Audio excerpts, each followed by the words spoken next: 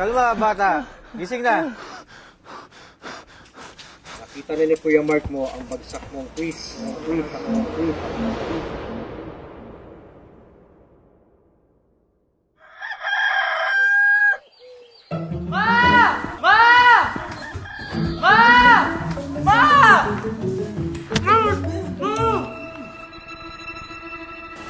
Umagang-umaga, si kayo nga to ba, ah?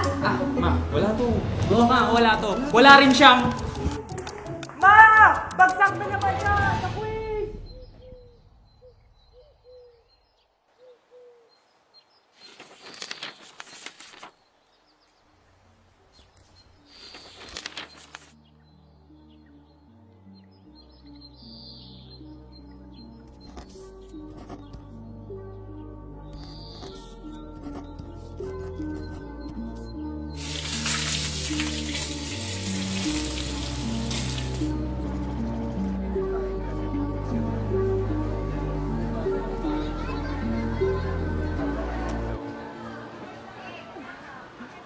Ma, isamanan. Yan lang yung ulam natin kaninang umaga eh. Ibagbagak dita mga sagot dito'y papel mo nando. Pindang, ibig sabihin pagpapatuyo, mapaisda man o karne. Oo, hindi lang isda. Oo na. At gets hindi ko lang na. dahil doon. Kala ko kasi yan na naman Dati, ulam natin. hindi pa nabuo ang La Union.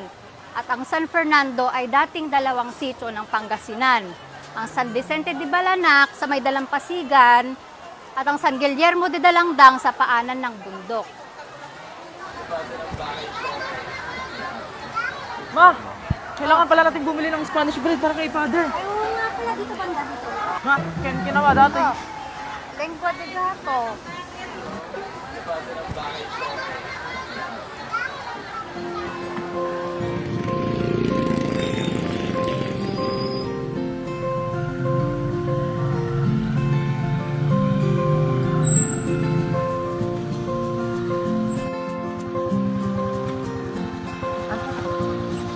Ma, Father.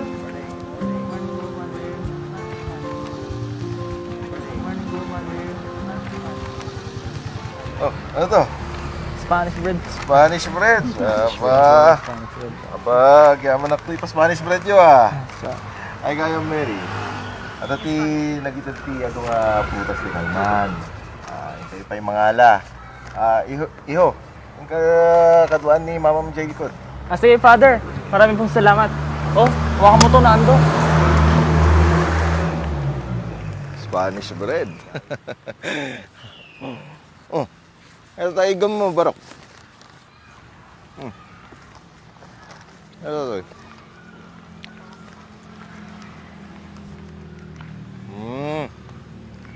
Mayat na ito'y naikabil nga gusto nga sumbat ito'y umuna.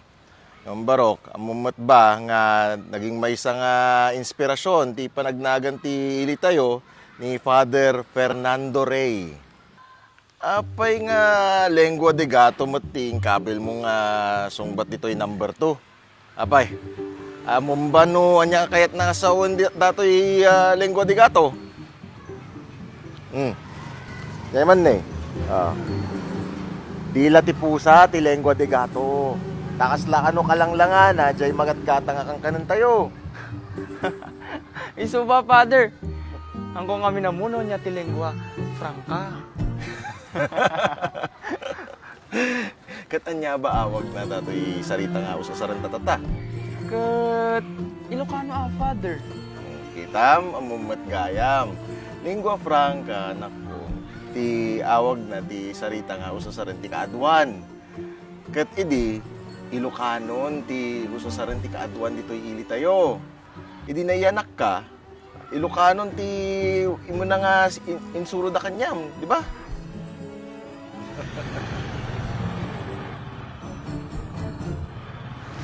Father, thank you. Muna kami garudan. Sige. Nandoli ka na. Salamat, Father, yung kami pay.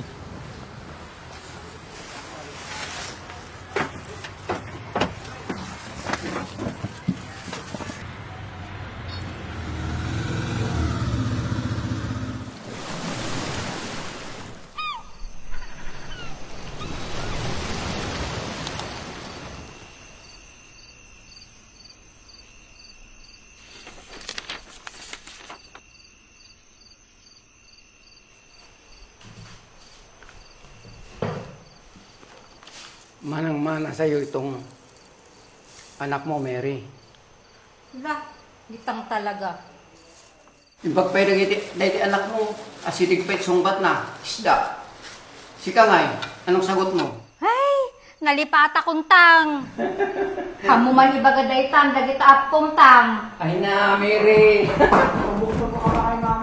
Makaraman kayo kanya ko na, tas na kayo nagbubing ako kasi. Si Kanando, puro kalagarag bagsakan. Nando, Mark, umay kayang nanganay. Kaduwa niyo mo ni Tangsiano yun.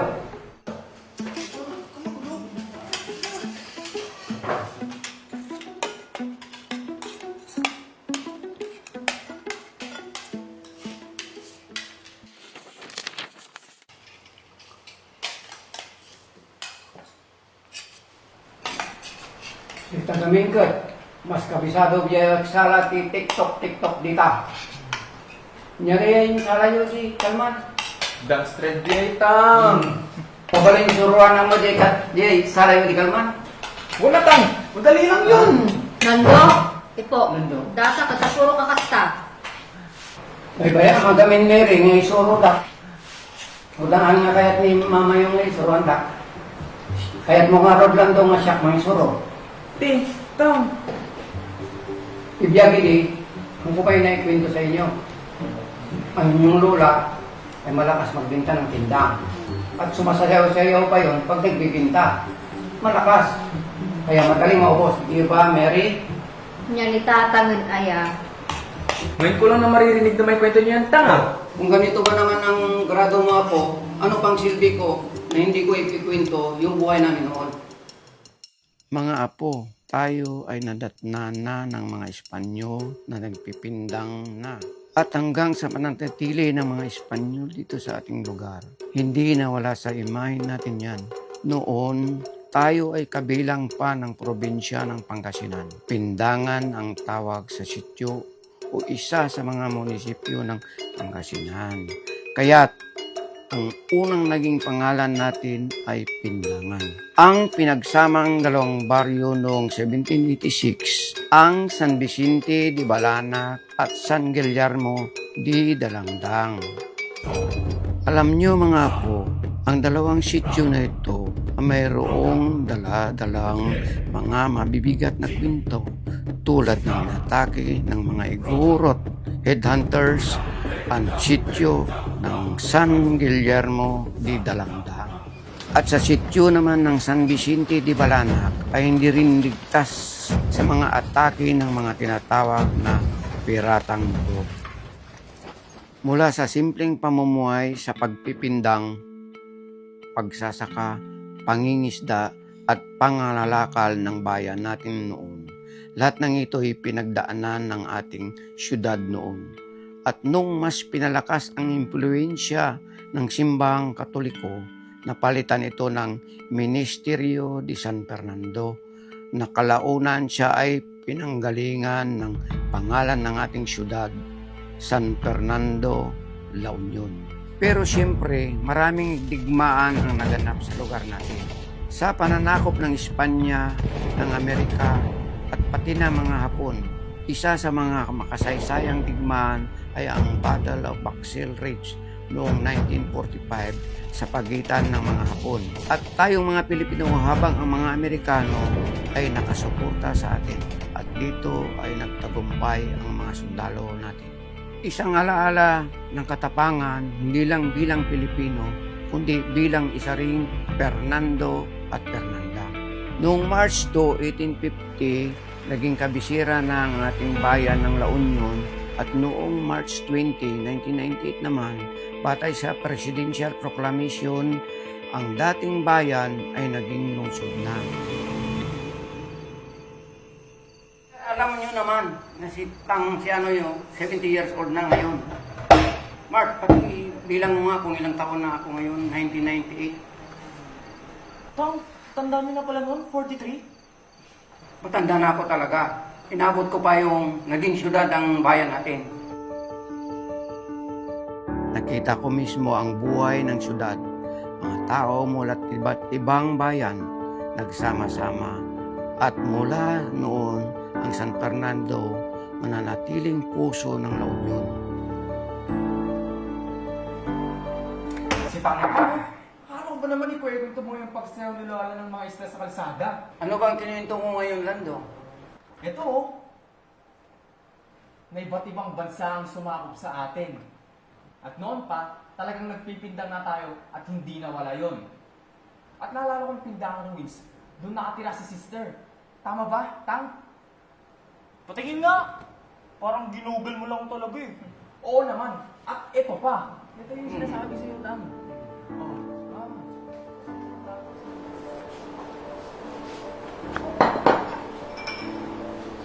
Salamat, Tang.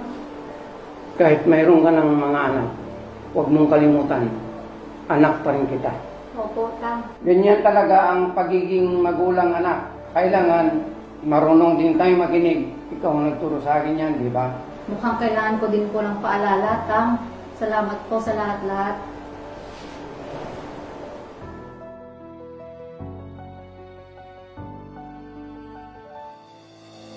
San Fernando, kung saan hindi lang sentro ng kalakaran, hindi batid nito ang malalim at malawak na kwento ng tapang at pag-asa ng mga nagdaan man, mga nanatiling henerasyon at sa mga susunod pang henerasyon ng bawat Fernando at Fernanda.